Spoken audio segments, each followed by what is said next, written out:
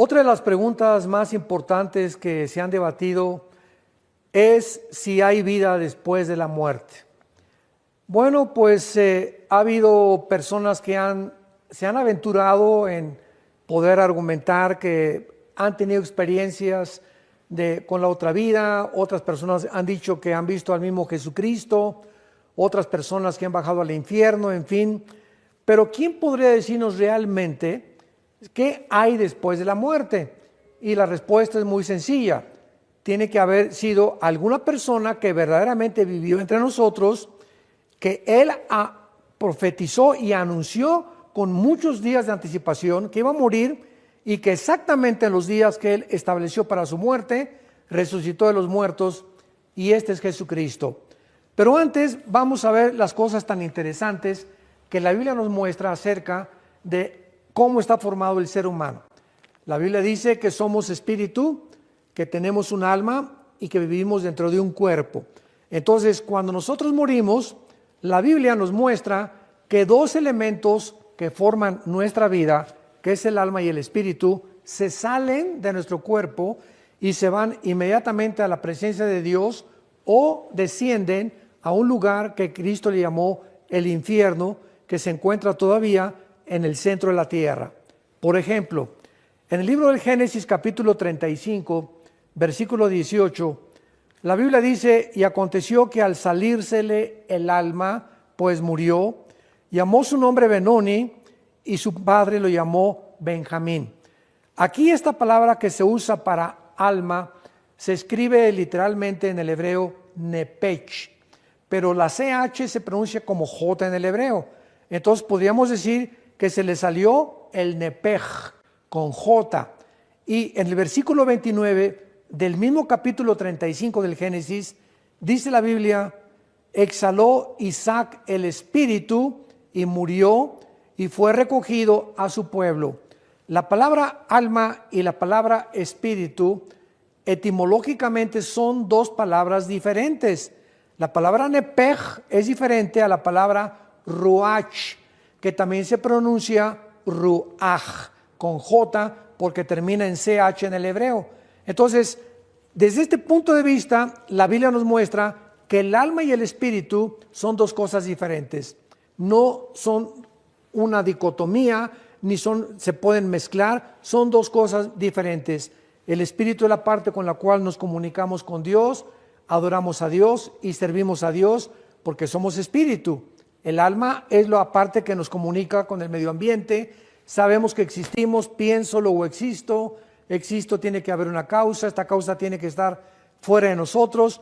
Forzosamente tenemos que concluir que no nos creamos a nosotros, y que si hay algo que nos trajo al mundo, fue una fuerza que se llama en la Biblia el Dios y Padre de Jesucristo.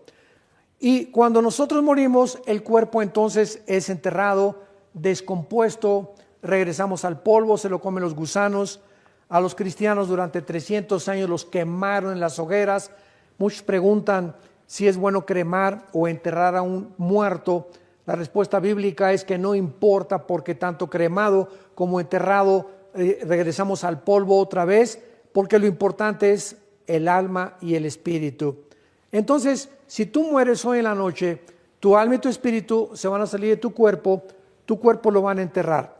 Y van a tener ahí una peregrinación de gente desfilando con tu cuerpo, y lo meten en una caja. Lloramos ante un cuerpo inerte que no tiene ya vida, donde esa persona ya no está ahí. Repito, en el instante, en el segundo que morimos, nos vamos a la presencia de Dios, o descienden al infierno. Entonces es importante que entendamos esto para que podamos saber que cuando se muere algún ser querido no tengamos tristeza. Aun cuando hay una mezcla de tristeza, hay un gozo de saber que se encuentra en la presencia de Dios.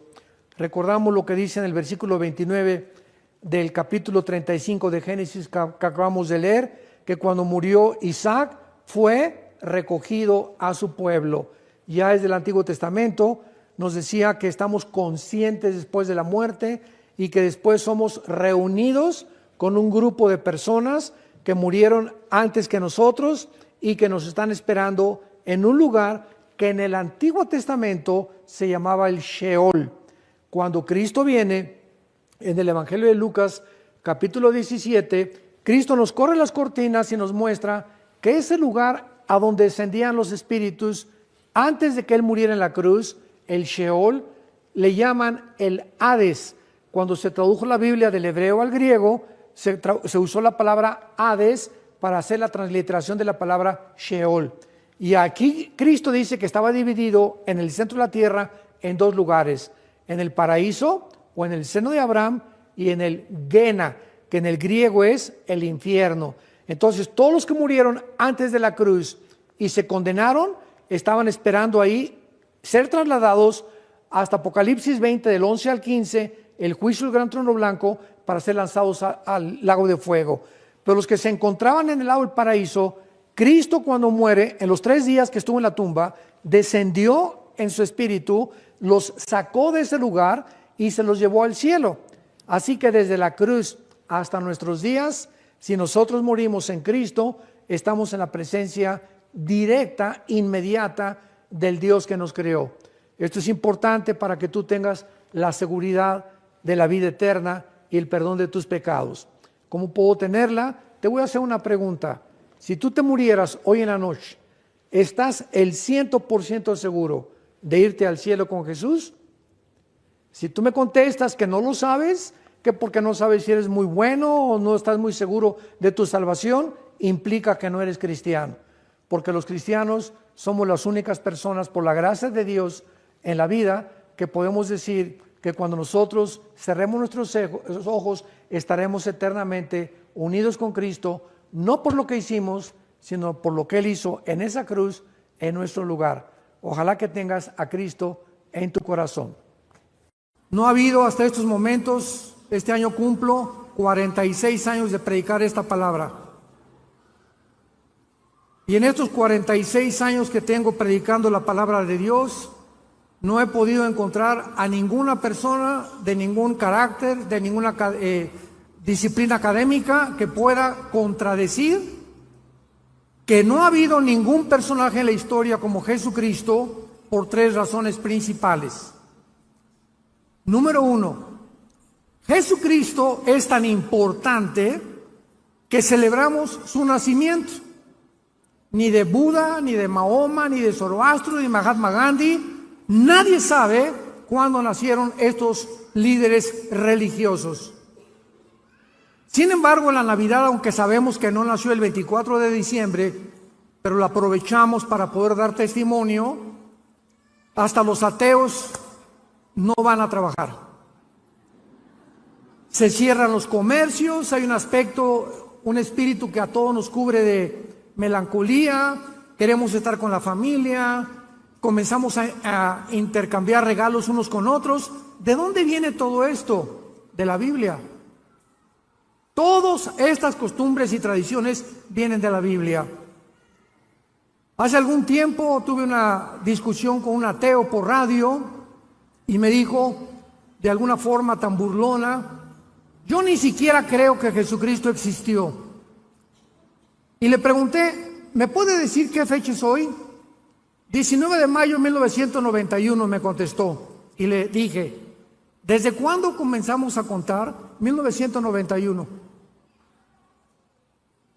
No sabía dónde esconderse. Volteaba a ver las lámparas, volteaba a los lados, hasta que me dijo, desde el momento que nació Jesucristo.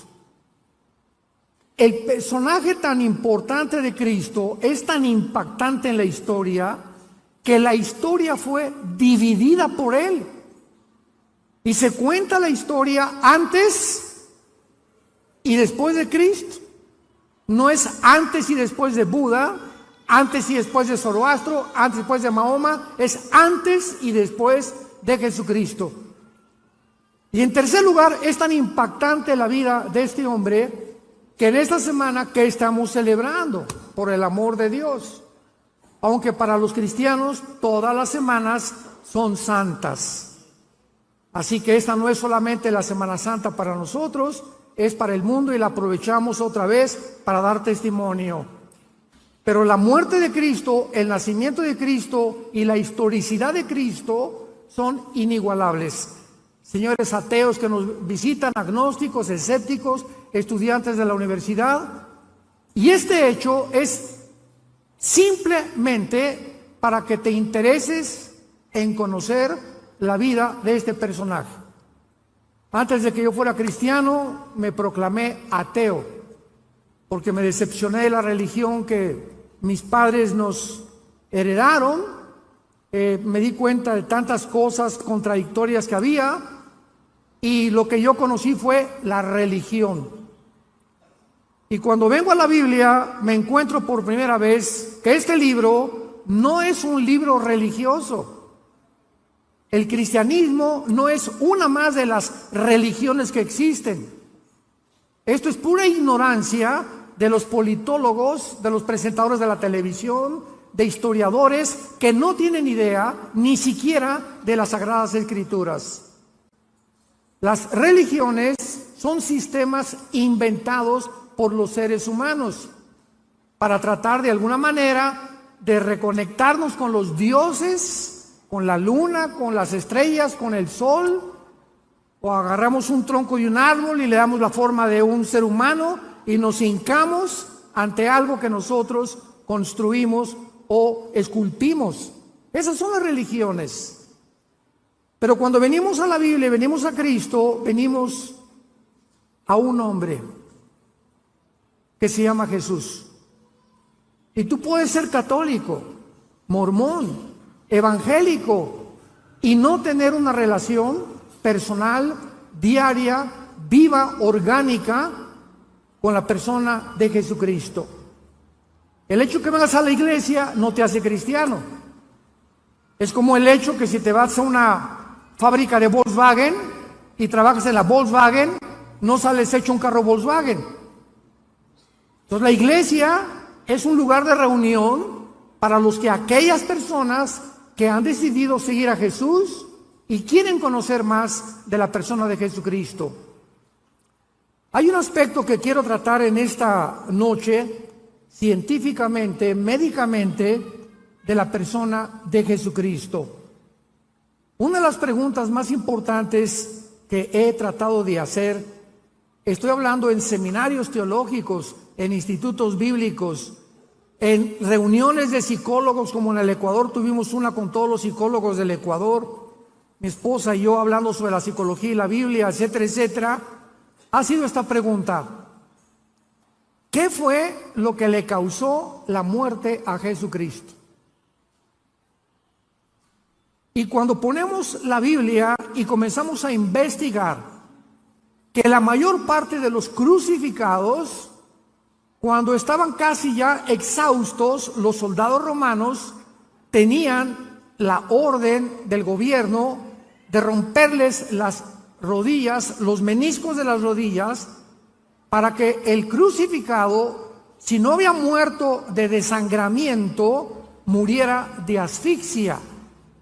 Entonces, al romperle los meniscos a los crucificados, se colgaba el cuerpo y ya no podían tener la fuerza para poder respirar ni exhalar.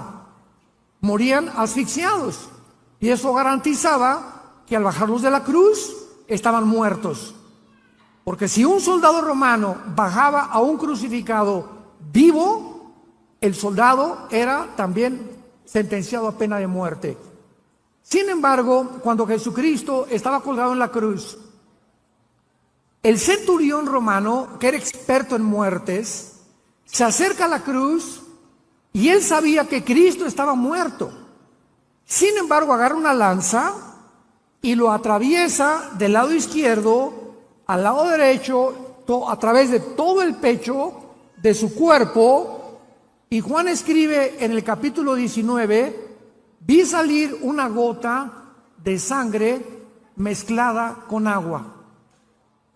Y a la luz de la cardiología moderna, porque en la Biblia encontramos las evidencias más antiguas de genética, química, antropología, paleontología, medicina, biología y cualquier disciplina académica que tú me quieras decir. La Biblia es más antigua que cualquier libro científico del siglo XXI. Quiero comentarles a ustedes, antes de desarrollar esta conferencia, el estudio médico realizado por el doctor William Edwards, patólogo de la Clínica Mayo de Rochester, Massachusetts. La Clínica Mayo, el Hospital General de Boston y el Hospital Hopkins son las tres instituciones que se clasifican como las mejores médicamente hablando y clínicamente del mundo entero. Ni en Inglaterra, ni en Francia, ni en Alemania, ni en ningún lado se pueden caracterizar con la fama que tienen estas instituciones clínicas, médicas, científicas. Este estudio del doctor Edwards apareció en la revista médica Diario de la Asociación Médica Americana, en inglés, Journal of the American Medical Association. Y esta revista es y aparece cada semana en la investigación médico-científica del mundo entero.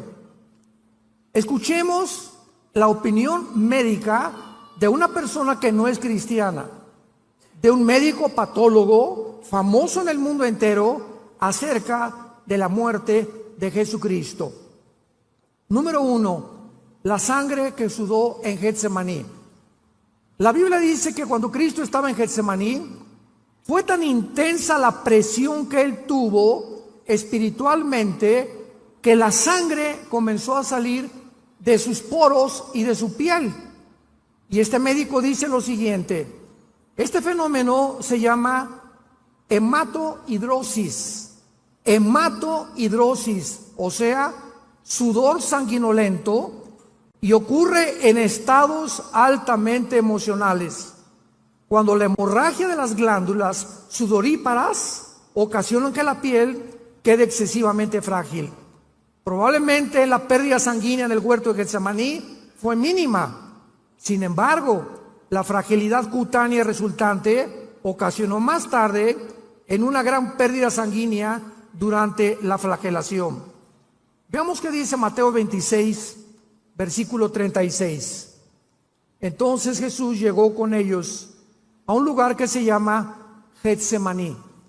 La palabra Getsemaní en el hebreo es Getsemana o Getsemaní, que significa el aceite prensado. O sea, cuando se aprietan las uvas, ¿verdad?, sale el líquido. Cuando se aprietan las aceitunas, sale el aceite de olivo. Y Getsemaní es el lugar donde él fue prensado, apretado. Y fue tan grande la presión psicológica y espiritual de Cristo para que la sangre haya salido de su piel en la hematohidrosis. Es un fenómeno que los médicos explican por qué sucede. Estos se enrollaban en el cuerpo de la víctima cuando lo flagelaban. Los látigos romanos eran de 5 colas y tenían en las puntas plomo y tenían acero, y se enrollaban 4 o 5 veces alrededor del pecho y de la espalda, y cuando el soldado romano sacaba el látigo, desgarraba todos los tejidos subcutáneos del pecho y de la espalda, y quedaban las heridas en la superficie. Cuando Cristo fue acostado en la cruz, no tenía piel a frente ni tenía piel atrás. Completamente estaba desnudado de su piel, de los 39 flagelos que le implicaron el desangramiento que se inició en el huerto de Getsemaní. El grado de pérdida sanguínea, dice el médico Edwards, determina el tiempo que la víctima sobrevive en la cruz. La pérdida apreciable de sangre prepara el terreno para un estado de shock hipovolémico, que es un estado donde existe una discrepancia entre la capacidad de los vasos sanguíneos y su contenido. La hipovolemia significa disminución del volumen sanguíneo por pérdida de sangre o deshidratación. En otras palabras, después de los 39 latigazos que le dieron a Cristo, imaginémonos la pérdida de sangre que él sufrió. Cuando la sangre comienza a salir del cuerpo, médicamente hablando, la hipovolemia, comienza a haber una descomposición tremenda mental que hace que las personas pierdan completamente la brújula, ya no coordinen sus pensamientos, ya no sepan, se desmayan o la mayor parte de las veces gritan que por favor los maten antes de seguir sufriendo los latigazos. Jesús fue tan debilitado por los 39 latigazos que la Biblia dice que no pudo cargar el patibulum, o sea, el palo central de la cruz, porque desde el pretorio romano, donde fue flagelado, hasta el monte Calvario, había 800 metros, casi 1 kilómetro de distancia. Entonces, la pérdida de sangre en Getsemaní, la pérdida de sangre en los clavos y los latigazos que le dieron, porque le rasgaron la piel con clavos también los soldados, le impidió a Cristo, que tenía una salud excelsa, ¿verdad? Si era el Hijo de Dios, jamás se enfermó, comía pescado, comía miel, comía cosas, no bebía Coca-Cola, ni azúcares tampoco, pero estaba tan débil que tuvo una persona llamado Simón de Cirene que ayudarle a cargar el palo central de la cruz. Dice la Biblia que sus heridas en la espalda fueron cubiertas con un manto de púrpura, el cual, cuando llegó a la cruz y lo acostaron, le quitaron el manto y la piel que le quedaba fue arrancada, porque en los 800 metros que caminó hacia la cruz, se le pegó la sangre coagulándose con la tela del manto, y al quitarle el manto le desgarraron todo lo que le quedaba de piel. O sea que cuando lo acostaron a Cristo sobre la cruz, era completamente sin piel. Imaginémonos el dolor de la fricción de su carne viva con la madera del patíbulo. En la crucifixión, los brazos de la víctima eran totalmente estirados, de esta manera. Y los clavos eran colocados entre el hueso radio y el hueso carpo de las muñecas. O sea, a Cristo no le pusieron los clavos aquí. Cristo fue crucificado aquí en las muñecas. Ahí fue en el carpo y en el radio donde entraron los clavos. Y aunque no producían fractura, el daño al periósteo, que es la membrana que cubre los huesos, era dolorosísima. La mayor parte de las víctimas de la crucifixión en ese momento perdían el conocimiento del dolor tan intenso de la entrada de los clavos en estas partes de las manos. También los clavos le cortaron el nervio mediano médicamente, lo cual le ocasionó a Cristo espasmos intensísimos de dolor en los brazos durante todo el procedimiento.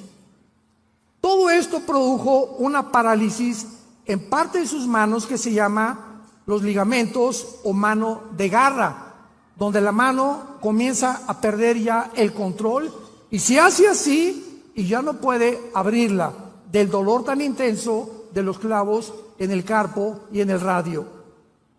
Los clavos de los pies, dice este médico, atravesaron los huesos del tarso y seguramente le ocasionaron lesiones en sus nervios.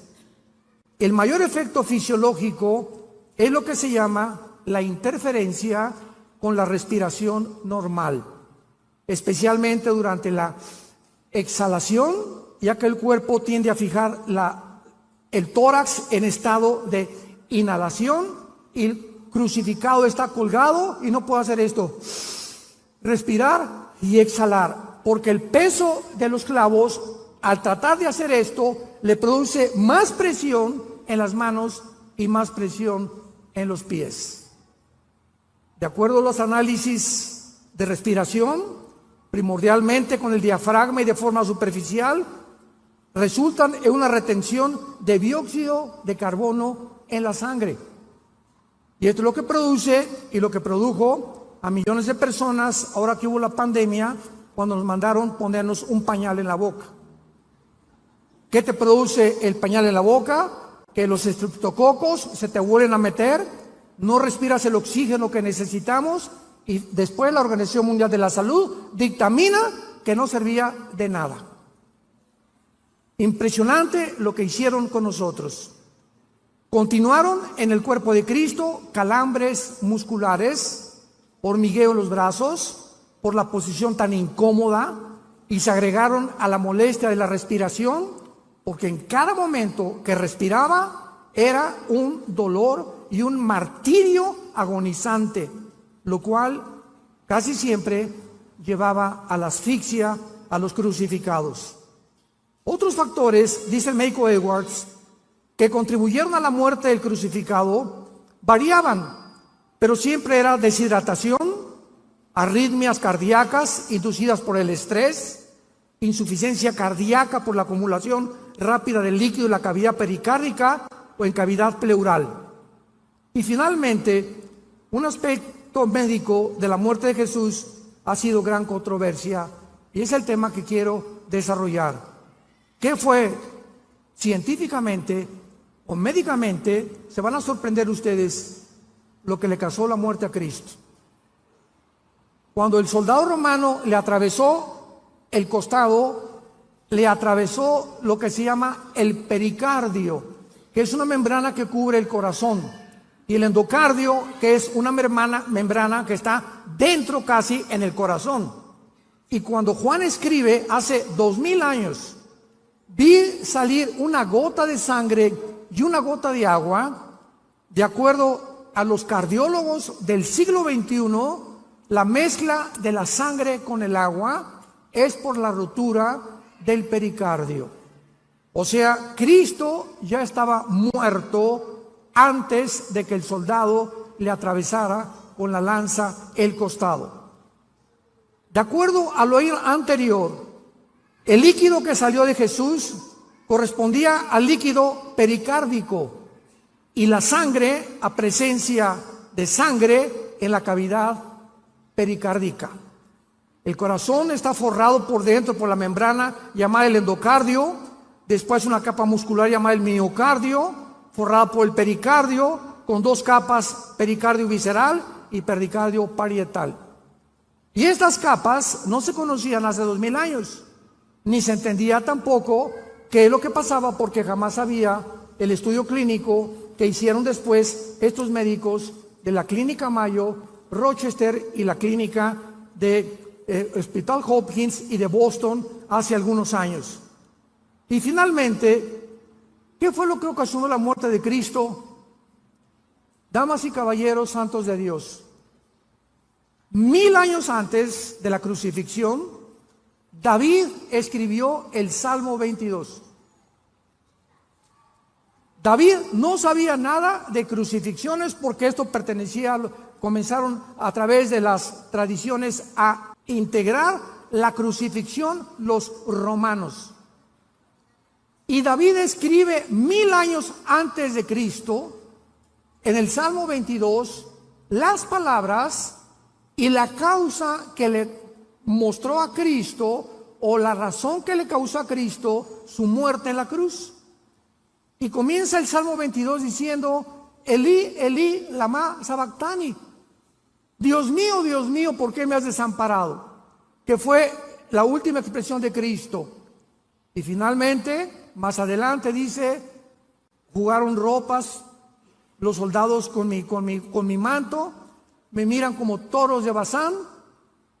Y la Biblia describe lo que causó la muerte de Cristo. No fue la asfixia, porque no le rompieron los huesos.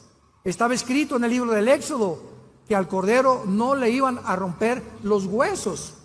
Entonces el soldado romano le atravesó la lanza para asegurarse que estaba muerto. Entonces Cristo no murió de asfixia, no murió de deshidratación, no murió de desangramiento. El Salmo 22 dice estas palabras: mi corazón fue como la cera.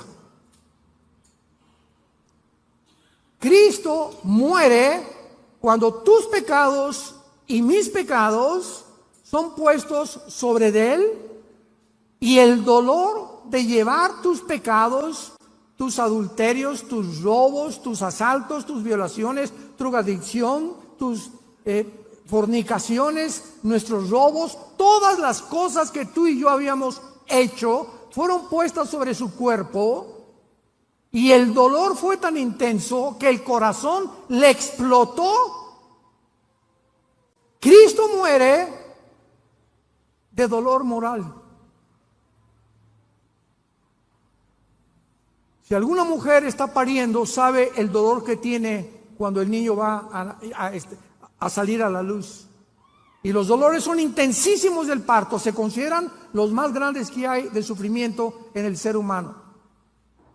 Pero para que una persona pueda morir de dolor, hay mujeres que ven a sus hijos morir y lloran y caen. Mi hijo murió, mi esposo murió, y vemos a cantidad de personas en los entierros, en los funerales, desesperados por sus muertos y se jalan los pelos.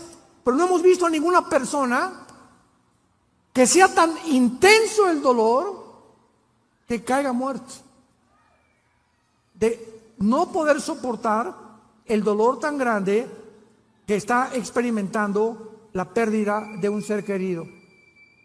Pues Cristo muere y paga por tus pecados y paga por mis pecados, y esto es lo que nos habla claramente de la evidencia que le estalla el corazón de dolor moral. Y finalmente, este aspecto médico dice lo siguiente: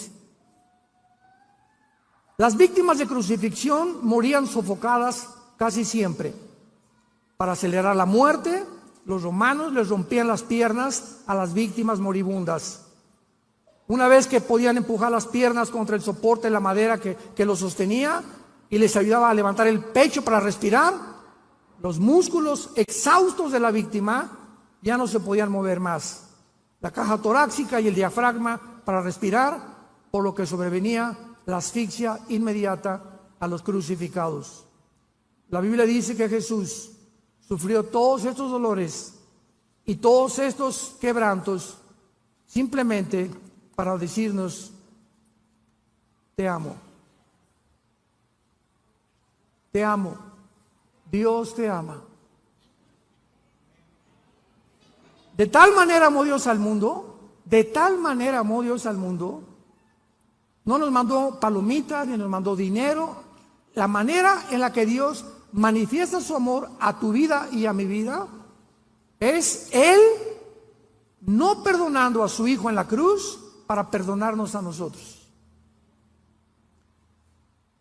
En Génesis capítulo 22, Abraham lleva a Isaac al monte Moriah a ofrecérselo a Dios. Y cuando Abraham levanta el cuchillo para matar a Isaac, un ángel le detiene la mano.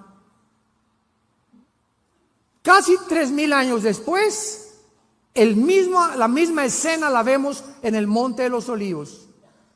Se levanta el cuchillo para matar a Cristo y Dios no detiene la mano. Dios permite que su hija muera. Perdonó a Isaac y no perdonó a su hijo por ti y por mí, para decirte que te ama. Y si Dios te está diciendo que Él ha dado su vida por ti y por mí, ¿cómo no nos dará todas las cosas si nosotros se las pedimos y le seguimos en el temor de su vida en nuestro corazón? El temor de Dios es medicina a nuestro cuerpo y refrigerio a nuestros huesos. Largura de días y años de vida y paz te aumentarán. Y tú no puedes más que comprender algo. Yo siempre que he tenido en estos 46 años de vida predicando el Evangelio, cuando me asaltan dudas, porque las dudas nunca van a dejar de asaltarnos, es una guerra mental entre el bien y entre el mal. Mientras más memorizo la palabra y más la medito, es la única forma de poder contrarrestar mi ansiedad, mi estrés, mis preocupaciones. ¿Por qué? Porque si no pueden haber preocupaciones y la palabra de Dios en mi mente. Y tú escoge qué te va a gobernar: el estrés, la preocupación, la ansiedad, o en ese momento repite la palabra y comienzas a mencionar la palabra. Bendito sea el Dios y Padre Jesucristo, que nos hizo renacer para una esperanza viva por la resurrección de Cristo entre los muertos, para una herencia incorruptible y inmarcesible reservada para nosotros en los cielos. Y comenzamos a pronunciar la palabra de Dios y se va el ataque de Satanás de tu mente y de nuestra mente. Aquí es el campo de batalla. Tú eres lo que piensas. Somos el resultado de nuestros pensamientos. Dice Isaías 53, 700 años antes de Cristo. Lo más importante del pasaje de Isaías 53, para todos ustedes que estudian teología, es que está escrito en el pasado. Fue escrito 700 años antes de Cristo y se escribe como si ya hubiera pasado. Despreciado y desechado entre los hombres, varón de dolores, experimentado en quebranto, como que escondimos de él el rostro, fue pasado, menospreciado y no lo estimamos. Ciertamente llevó, no dice llevará, llevó nuestras enfermedades, sufrió nuestros dolores, le tuvimos por azotado, por herido de Dios y abatido. Mas el herido fue tiempo pasado por nuestras rebeliones. Pregunta, ¿cómo es posible que se hable de un evento futuro en el pasado? Porque la Biblia es el único libro hiperdimensional. Señores científicos que nos acompañan, señores médicos, señores psicólogos y psiquiatras que están con nosotros. ¿Qué estoy diciendo? En 1940, más o menos, 43, Alberto Einstein descubrió una fórmula científica que revolucionó completamente la dimensión y las leyes de la física. E igual a mc al cuadrado. La energía es igual a la materia por la velocidad de la luz al cuadrado. Esta fórmula de Einstein revoluciona completamente nuestra vida y qué impresionante que la Biblia se adelantó. Porque esta fórmula de Einstein implica que el tiempo no existe. Se les van a fundir los fusibles. El tiempo no existe. ¿Qué quiero decir con esto? Agarra tu reloj en este momento. ¿Y qué hace el reloj? El segundero. 1, 2, 3, 4, 5. ¿Dónde está el pasado? ¿Dónde está el pasado? Estamos en el presente. 1 es el presente. 2, 3, 4, 5, 6, 7, 8. El futuro todavía no estamos ya. El pasado. Hace un segundo tu pasado ya no existe. Hace 2000 años el apóstol Juan escribe el Apocalipsis. Viaja el apóstol Juan 2000 años y ve al anticristo y la tercera guerra mundial. Juan regresa en el espíritu y el Apocalipsis ya está escrito lo que va a ser. No ha sido y será.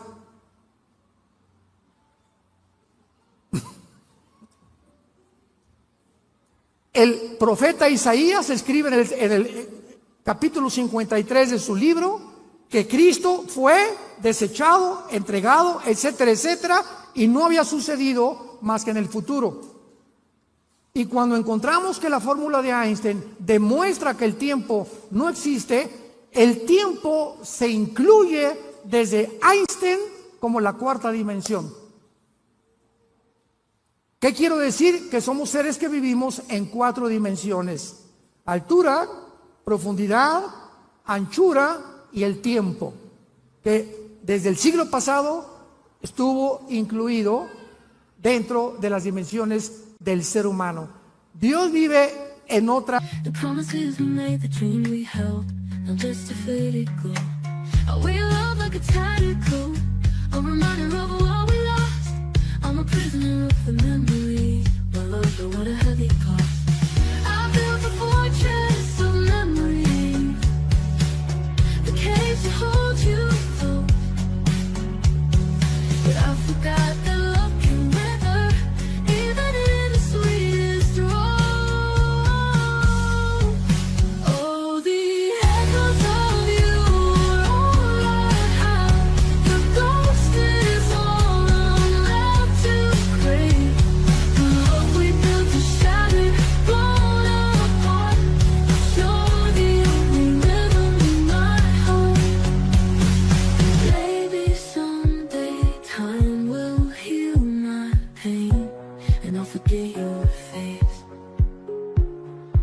dimensión, en la sexta, séptima u octava dimensión. Para Dios 1000 años es un día.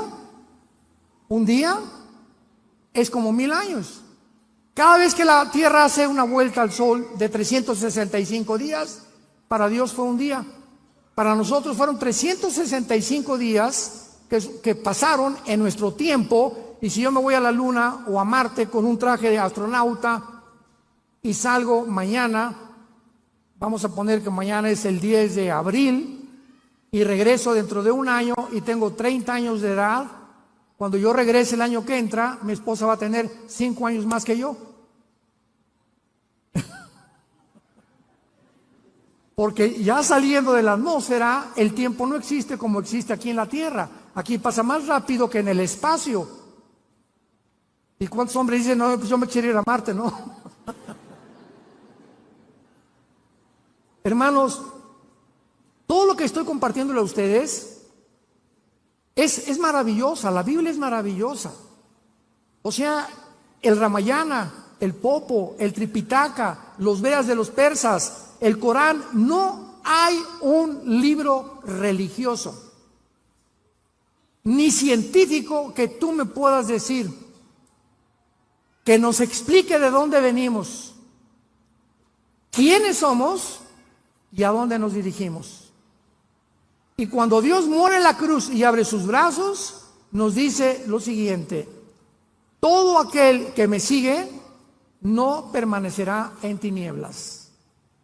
Y cuando venimos a la Biblia, el Espíritu Santo entra a nuestra vida, nos destapa lo que el pecado dañó, la información que Adán y Eva tenían, que era el 100% de su ADN, del ácido desoxirribonucleico, que es la fórmula de las células, y Adán y Eva perdieron todo eso y nos lo transmitieron a nosotros.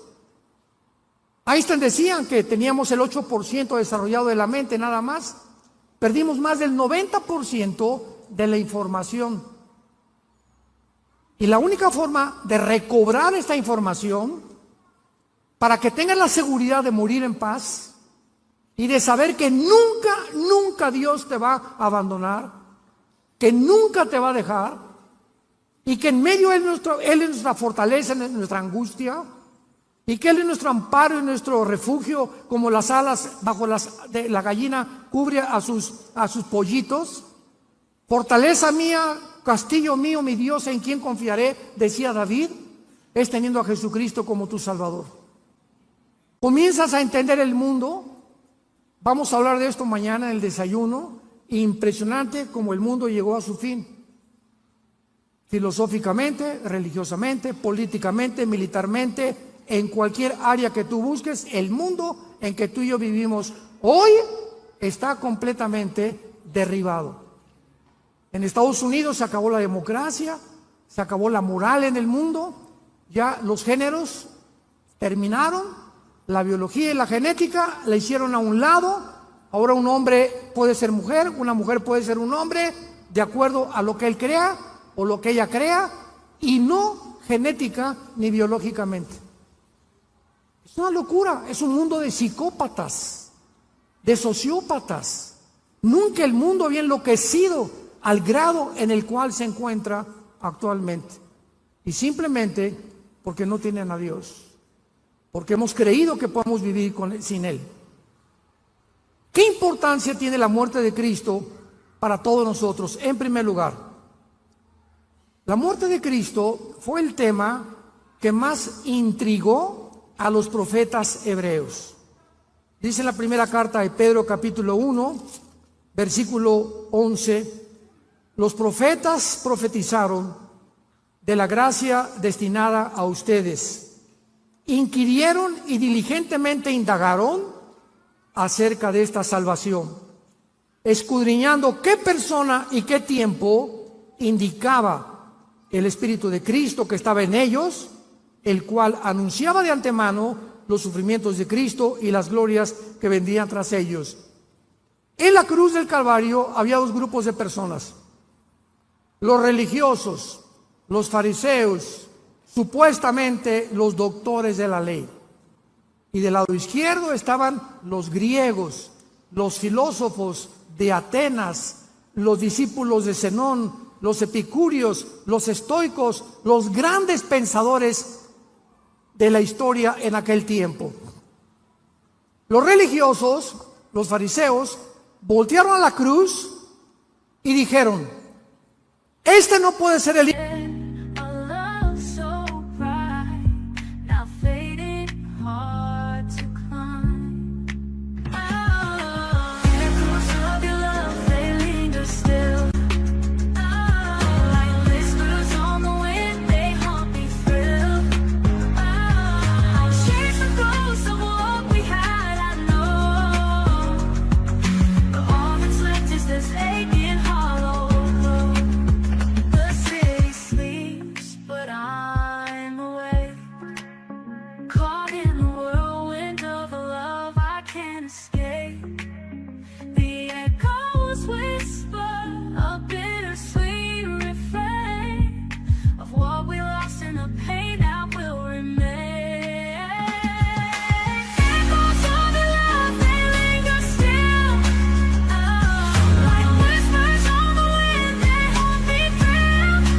De Dios, porque la Torá, nuestra ley, dice: maldito el que es colgado en un madero.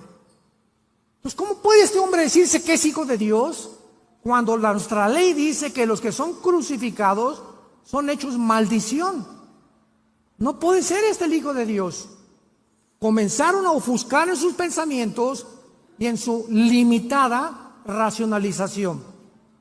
Y por otro lado, los griegos veían a Jesús y decían: este no puede ser el hijo de Dios, porque Zeus, nuestros grandes dioses de los titanes de la mitología griega, no podían permitir que a su hijo le hicieran lo que le están haciendo a este hombre.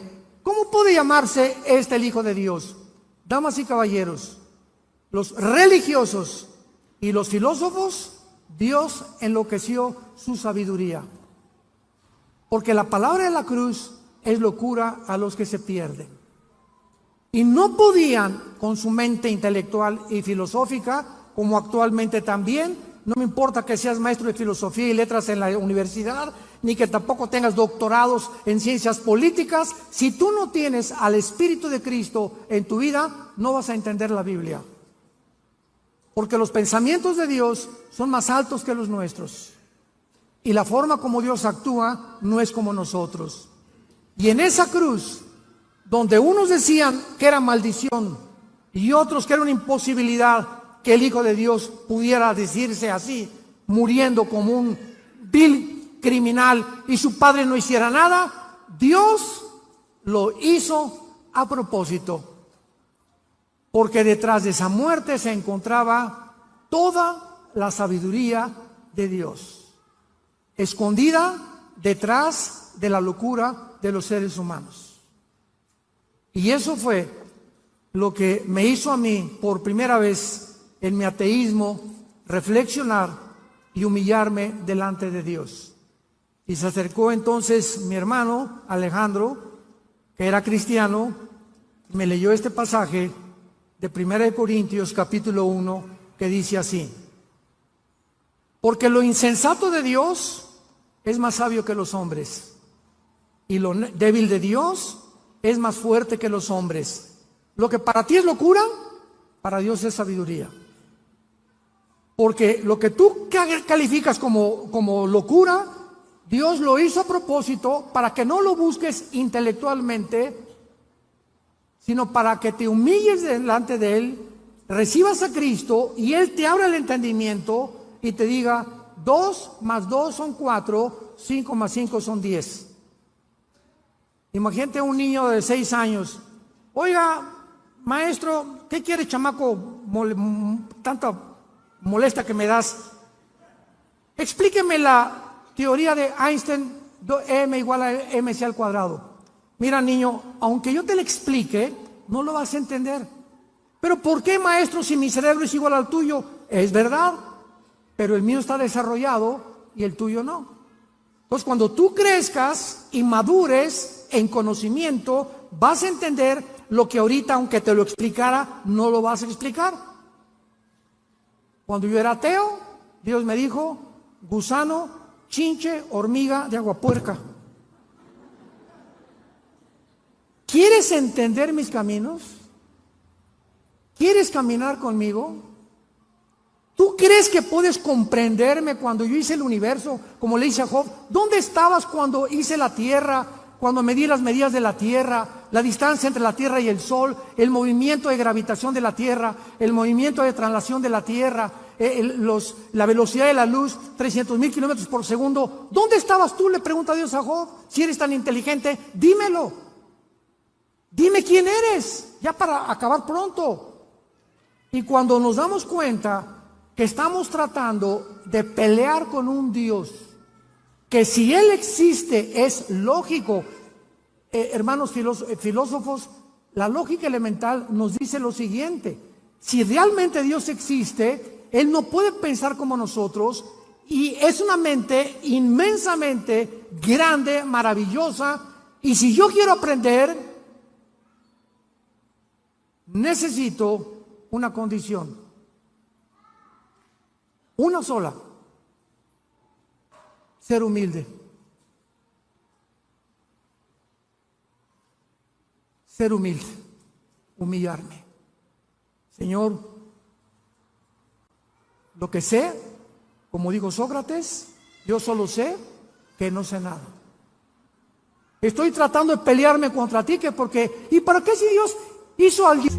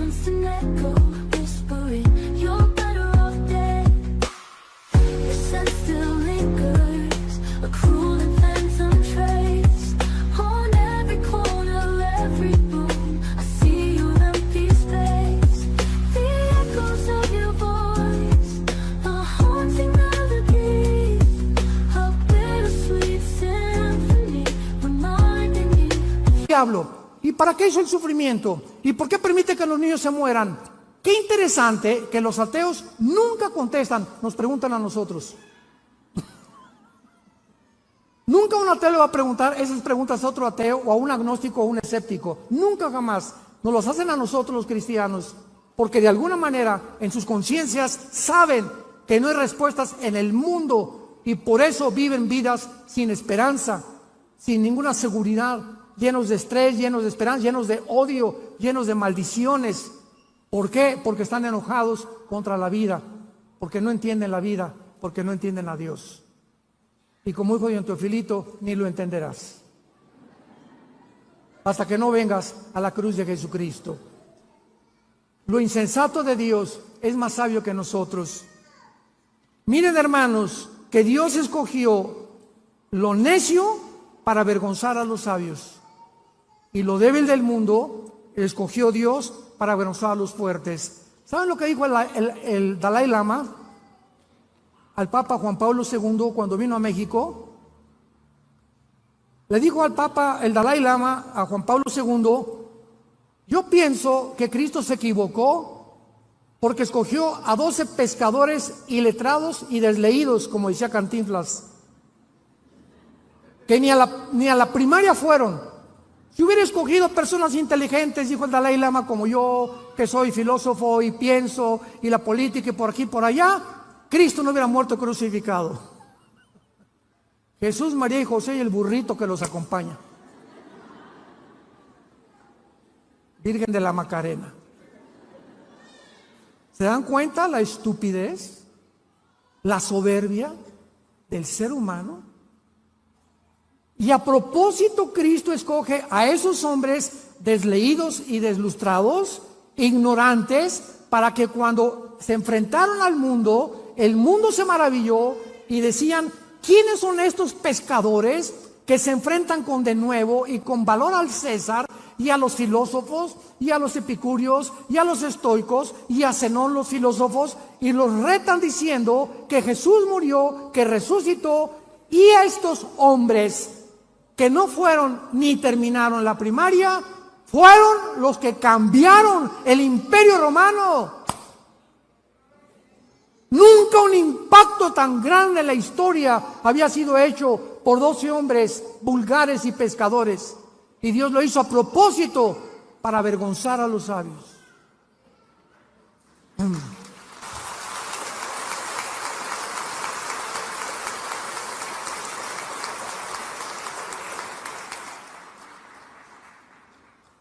Cristo muere en la cruz para pagar por tus pecados y por mis pecados.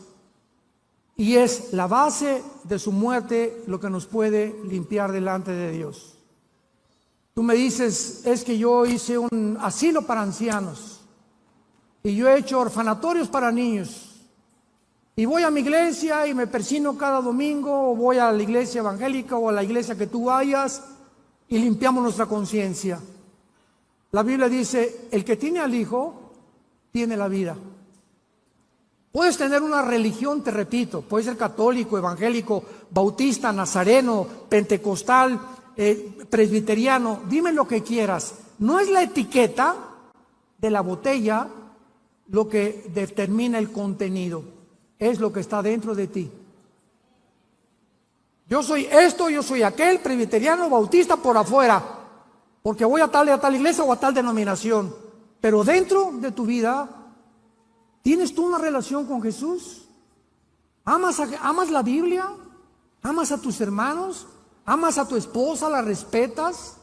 ¿Le eres fiel a tu esposa? ¿Amas a tus padres? ¿Les das un buen ejemplo a tus hijos? Desde que te convertiste, ¿cuántas personas has ganado para Cristo? ¿Te mueres de pasión por la verdad? ¿Estarías dispuesto a morir en tus convicciones por la causa de Cristo? Si tú no contestas estas preguntas satisfactoriamente, no eres más que una persona religiosa de la boca para afuera. Y la Biblia dice, no hay otro nombre en que podamos ser salvos más que en el nombre de Jesucristo. Mas Dios muestra su amor para con nosotros, que siendo pecadores, Cristo muere en nuestro lugar. Herido fue por nuestras rebeliones, molido por nuestros pecados. Todo esto lo ha hecho Dios por ti y por mí, para que hoy vengas, no a una religión, ven hoy, te invito a que vengas a la cruz. A que adores a ese hombre que tienes colgado en un crucifijo en tu casa, sin saber ni siquiera lo que representa. Para que vengas en esta noche y le pidas perdón por tus pecados. Que no salgas por esa puerta como entraste, confundido, tal vez por curiosidad veniste en esta tarde, pero Dios tenía una cita contigo. Dios te ha hablado en esta noche para que tú le puedas entregar tu vida a Jesucristo, arrepentirte de tu vida y considerar, si tú mueres en esta noche, un accidente, una embolia cerebral, un ataque al corazón, un accidente de tráfico, una bala perdida, tú te condenas en el infierno. Puedes burlarte en esta noche todo lo que quieras, pero estas palabras son fieles y verdaderas. Es la palabra de Dios y Dios tenía una cita contigo para decirte te amo. Fui crucificado, fui muerto y resucitado a los 3 días para que tú vengas y renueves tu vida conmigo, para que yo entre a tu vida y para que me conozcas y tengas la vida eterna. Les pido que acá incline su rostro por algunos momentos y le digas con todo tu corazón estas palabras a Dios. Señor mío y Dios mío, lo puedes hacer en silencio. Te doy las gracias por haberme permitido escuchar tu voz a través de la Biblia, tu palabra santa. Creo con todo mi corazón que en esa cruz, a través de la sangre que tu Hijo derramó, es el antídoto, es la medicina que tú has provisto para mis pecados. Creo que a los 3 días tu hijo se levantó de entre los muertos, y porque ahora vive, y lo creo con todo mi corazón, te pido, Señor Jesús, que en este instante entres a mi vida como mi Señor y mi Salvador. Te doy las gracias por darme la vida eterna, y la corta vida que me das o que me queda, la quiero vivir para conocerte a ti y a tu Padre, y vivir para dar testimonio de tu amor en esa cruz. En el nombre de Jesucristo. Amén. Gracias a Dios por la palabra de Dios. Gracias a Dios por la Biblia. Los cielos y la tierra pasarán,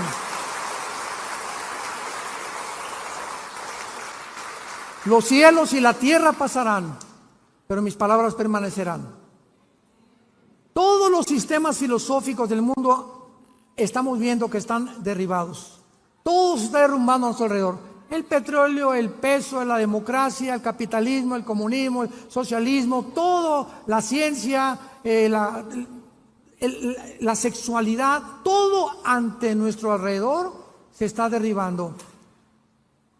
Si los fundamentos fueran quitados, Salmo 11, ¿qué sería de nosotros? ¿Qué sería si no tuviéramos este fundamento, esta esperanza? ¿Qué sería de mi vida? Yo hubiera acabado en la cárcel o muerto. Si hubiera seguido la vida que yo seguía, hubiera acabado yo loco, o en un psiquiátrico, tal vez. Pero Dios me levantó para que pudiera proclamar su mensaje. Y cada día le digo que me dé más pasión para hacerlo, para que la gente pueda comprender que tienes una sola vida para arrepentirte y venir a la cruz.